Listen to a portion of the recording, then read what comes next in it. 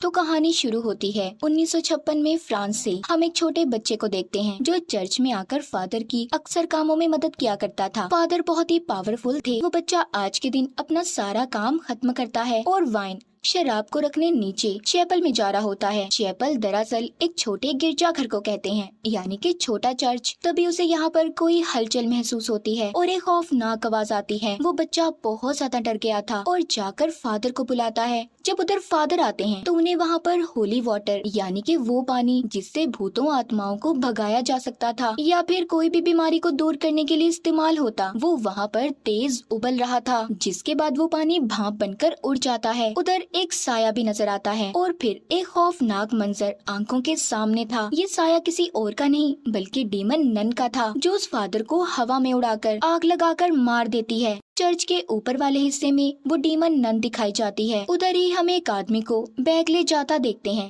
अब आगे कहानी में हमें एक सिस्टर आयरीन दिखाई जाती है। वो एक दूसरे चर्च में रहकर अपनी जिंदगी गुजार रही थी। वहीं पर एक लड़की डेबरा भी थी जिसको उसके डैड ने चर्च में भेजा था। आयरीन उससे बात करती है कि मेरे डैड मुझे बिल्कुल भी पसंद नहीं करते थे। उसे इसलिए पसंद नहीं करते थे क्योंकि आयरन को अक्सर जो कुछ भी बुरा होने वाला होता था उसे पहले ही पता चल जाता था। खैर अब यहाँ पर चर्च में नन डीमन के बारे में बातें चल रही थी। अब कहानी शिफ्ट दोबारा से फ्रांस में होती है। हम एक हॉस्टल स्कूल को देखते हैं जहाँ पर मॉरिस नाम का एक आदमी काम किया करता था। उस हॉस्टल को एक मैडम चलाती थी। वो मॉरिस से बहुत ज्यादा गुस्से में बात करती है। उसकी वजह ये थी कि उस मैडम का बेटा कुछ सालों पहले इसी स्कूल की चैपल में मर गया था, जिस वजह से वो चिड़चिड़ी हो गयी। बस यही वजह थी कि वो हर किसी से गुस्से में बात किया करती थी। इसी स्कूल हॉस्टल में एक बहुत प्यारी बच्ची सोफी भी पढ़ती है। उसकी मॉरिस से काफी अच्छी दोस्ती होती है। यहीं पर कुछ लड़कियां जो अक्सर सोफी को तंग किया करती थी, मॉरिस उन्हें उनसे हमेशा बचाता। मगर मॉरिस के साथ कुछ तो गड़बड़ थी। वो अजीब अजीब हरकतें किया करता था। एक दिन एक लड़की जब स्कूल में सामान देने आती है तो वो मॉरिस को अजीब हालत में देखती है। वो बाहर बैठा कॉकरोचेस खा रहा था क्योंकि कॉकरोचेस लाल बैग को साफ करने के लिए इसी स्कूल की मैडम ने बोला था। मॉरिस के अंदर से अचानक से डीमन नन बाहर आती है और उस लड़की को मार देती है। उसके अंदर भी डीमन नन थी। मतलब जिस आदमी को हमने कहानी के शुरू में देखा जिसके हाथ में बैग था वो कोई और नहीं बल्कि मॉरिस ही था जिसके अंदर नन थी। वो डीमन नन ऐसे ही सबको नहीं मार रही थी। इसके पीछे कोई तो राज छुपा हुआ था जो हमें आगे आगे कहानी में पता चलेगा। उधर आयरीन को भी अजीब अजीब ख्याल आ रहे थे। उसे सपने में मॉरिस दिखाई देता है जो उससे मदद मांग रहा था। तभी अचानक से डीमन नन आकर उसको डराती है जिससे उसकी आंखें खुल गई थी, जिस वजह से वो बहुत ज्यादा डर जाती है।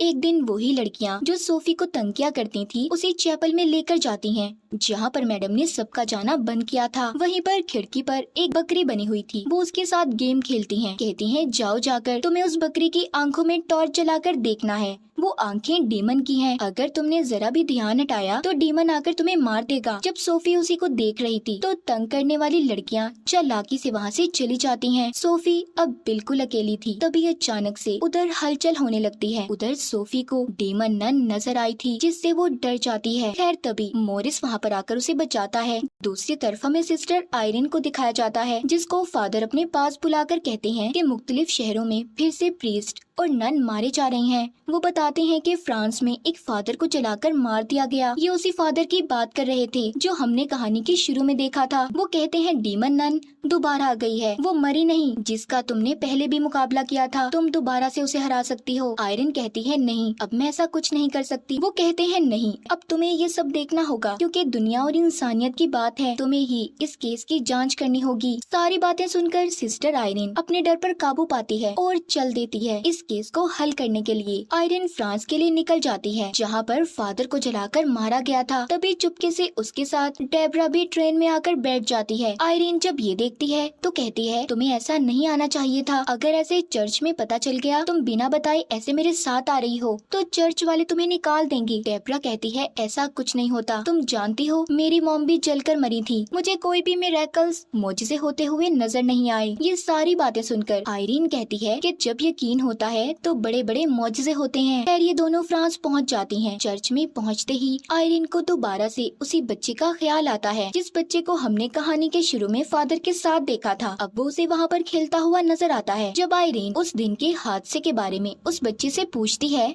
तो वो बताता है कि हाँ, मैंने उस दिन चर्च में साया देखा था। तभी उसे यहाँ पर नन दिखाई देती है। यहाँ पर लाइब्रेरी में किताबें खुद ही पलटकर नन का रूप ले लेती हैं। वो डीमन नन ने आयरिन का गला दबा दिया था। तभी आयरिन को एक और नन दिखाई देती है जिसकी आंखें निकाली जा रही थी। तभी वो गिरकर बेहोश हो जाती है। यहाँ पर जल्दी से डेब्रा आती है जिसने उसे संभाल लिया था। उधर सोफी के स्कूल में भी अजीब अजीब हादसे हो रहे थे। मॉरिस के अंदर भी डीमन नन बार बार आती। इसी वजह से सब स्कूल में बहुत ज्यादा डरे हुए थे। हॉस्पिटल में अब जल्दी से आयरिन को भी होश आ गया था। यहाँ पर अब उसे याद आता है कि आखिरी बार उसे डीमन नन से मॉरिस नहीं बचाया था, और जब से ही उस डीमन नन ने मॉरिस को पोजेस्ड अपने कंट्रोल में किया हुआ है। अब डेब्रा उसके पास आती है और बताती है कि एक बच्चा उसे हॉली क्रॉस का निशान देकर गया है। ये वही बच्चा था जिसको हमने कहानी के शुरू में देखा। उस क्रॉस पर एक अजीब सा निशान था। जितने भी लोग मरे थे, ये निशान उन सबके होली क्रॉस पर भी बना हुआ था। लाइब्रेरी में जाकर उन्हें पता चलता है कि ये निशान एक खानदानी निशान है जो कि एक बहुत बड़े प्रीस्ट सेंट लुइस के खानदान से जुड़ा हुआ है। और जिस नन प्रीस्ट को आयरिन ने अपने ख्याल में देखा था, जिनकी आंखें निकाली जा रही थी, वो सेंट लुइस की आंखें थी, जो कि एक बहुत ही ताकतवर चीज है जिसको कहीं पर छुपाया गया है। आयरिन को पता चलता है कि ये सभी लोग सेंट लुइस के खानदान से हैं जो मर चुके हैं। उस डीमन नन का खास मकसद था, वो सभी सेंट लुइस के खानदान वालों को मारकर उनकी आंखों तक पहुंचना चाहती थी। वो उन आंखों को इसलिए चाहती थी कि उससे उसकी गई हुई सारी पावर ताकतें वापस आ जाएं। यहीं पर लाइब्रेरियन आयरिन को ये भी बताता है कि वो डीमन नन पहले एक फरिश्ता हुआ करता था जिसे गॉड ने निकाल दिया और उसकी सारी ताकतों को छीन लिया। उस जगह का पता भी बताता है जहाँ पर जाकर सारी चीजों के बारे में उन्हें जानकारी मिल सकती है। वो बताता है वो आंखें यहाँ से कुछ दूर एक खाली चैपल में दफन की गई हैं, जहाँ पर पहले वाइन शराब की भी एक फैक्ट्री हुआ करती थी, मगर बाद में उस जगह पर एक हॉस्टल स्कूल बना दिया गया। लाइब्रेरियन उसी हॉस्टल स्कूल की बात कर रहा था जहाँ पर मॉरिस काम करता था। मतलब मॉरिस उस हॉस्टल स्कूल में काम के बहाने उन्हीं आंखों को ढूंढ रहा था, यानी कि वो डीमन नन जिसने मॉरिस को पोजेस्ड कंट्रोल किया हुआ था, वो उन्हीं को ढूंढ रही थी। ये सुनते ही आयरिन और डेब्रा हॉस्टल की तरफ निकल पड़ती हैं। तभी हम देखते हैं कि मॉरिस को न जाने क्या हो गया था। वो उसी चैपल के आगे बैठा अपने सर को मार रहा था, जिसे स्कूल की मैडम भी देख लेती हैं। वो उसे होश में लाकर कहती हैं कि तुम्हारी तबीयत नहीं ठीक, जाओ जाकर थोड़ी देर आराम करो। मॉरिस बस बार बार यही कह रहा था कि मैं नहीं जानता मैं यहाँ पर कैसे आया हूँ। तभी मैडम को उसी चैपल से अजीब सी आवाजें आने लगती हैं। जब वो वहाँ पर ताला खोलकर देखने जाती हैं, तभी उन्हें वहाँ पर अपने ही मरे हुए बेटे का भूत दिखाई देता है जो उन्हें डरा रहा था। यहाँ पर मैडम के बेटे की आत्मा को कोई और नहीं बल्कि डीमन नन ही कंट्रोल कर रही थी। अब वो मैडम के बेटे की आत्मा का इस्तेमाल करके उसी से मरवा कर मैडम को मार देती है।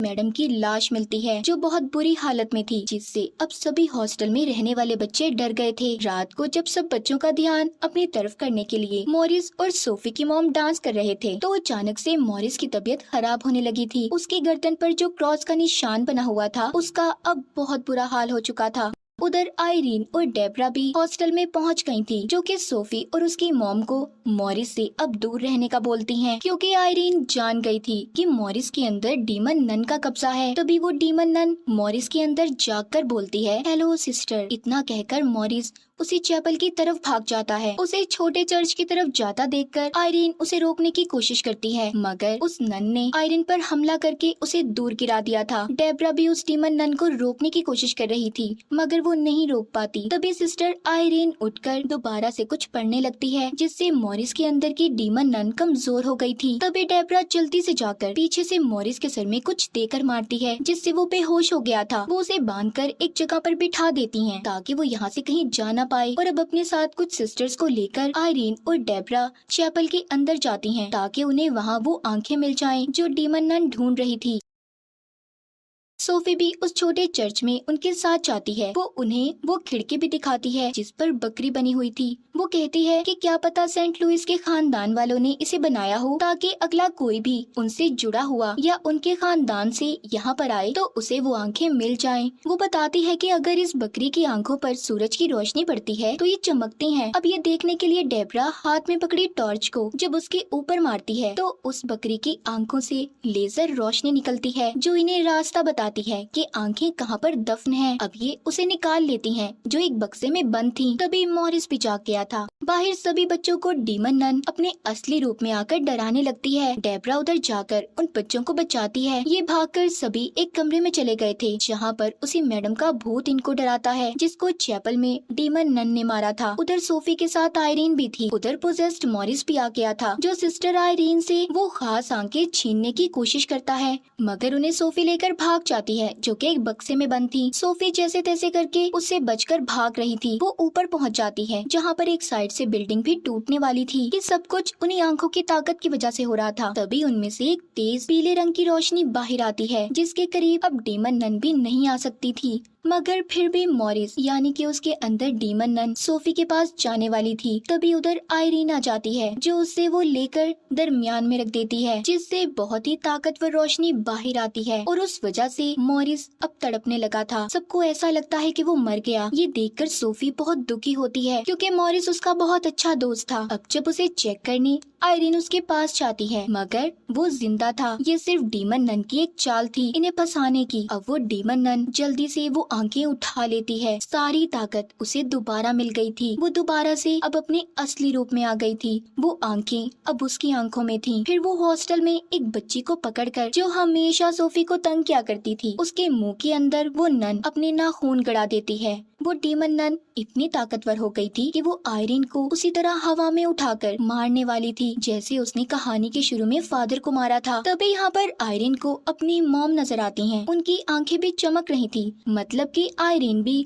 सेंट लुइस के खानदान से थी। उसके अंदर तो खुद ताकत थी। वो अपने अंदर की पावर्स को जगाकर उस आग को बुझा देती है जो डीमन नन ने उसे लगाई थी। मतलब कि अगर आप सेंट लुइस के खानदान से हो तो उन बुरी ताकतों को हरा सकते हो। अब ये सब देखकर डीमन नन बहुत ज्यादा चिढ़ जाती है, इसलिए वो सोफी पर हमला करती है। आयरीन यहाँ पर सबको प्रेयर इबादत करने का कहती है। ये बात नोटिस करती है कि इधर वाइन है क्योंकि जैसे लाइब्रेरियन ने बताया था कि उधर पहले वाइन फैक्ट्री भी हुआ करती थी और चर्च में वाइन पर प्रेयर इबादत करने से वो जीसस का खून बन जाती है। अब वो दोनों यकीन के साथ जब ये सब करती हैं, वो वाइन खून में तब्दील होकर उस डीमन नन को खत्म कर देती है। आयरीन ने उसे हेल नर्क दोजख में भेज दिया था। हमें सब कुछ बिल्कुल ठीक होता दिखाया जाता है। अब कहानी के आखिर में हमें 2 पैरानॉर्मल इन्वेस्टिगेटर दिखाए जाते हैं जो कि भूत प्रेत आत्माओं से बात कर सकते थे, जिनको चर्च से कॉल आई थी, यानी कि एक नए केस को उन्होंने हल करना था। और इसी के साथ इस फिल्म की कहानी भी यहीं पर खत्म हो जाती है।